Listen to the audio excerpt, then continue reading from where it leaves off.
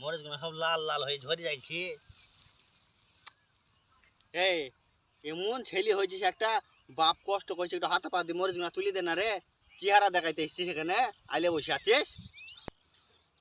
আর বালকে বলো সারাদিন শুধু মাঠে আইলি কাজ কাজ কাজ কাজ, পারবো না কাজ করতে। বিদ্যাদের সাথে সাথ নেই আর শুধু কাজ করে নেবে কাজ করে নেবে। হয়ে যাও। আসতো দাঁড়া বাপ, দাঁড়া দাঁড়া দাঁড়া। আমি ভাবছিলাম এই মরিচগুলা বিক্রি করি তোর বিয়ে দেবো। ওই ওই পাড়ার ওই দুলের মেয়েকে তুই ভালোবাসিস, ওর আব্বার সাথে আমি কথা বলছি, মেয়ের আব্বার সাথে। মেয়ের আব্বা আজই হয়েছে রে।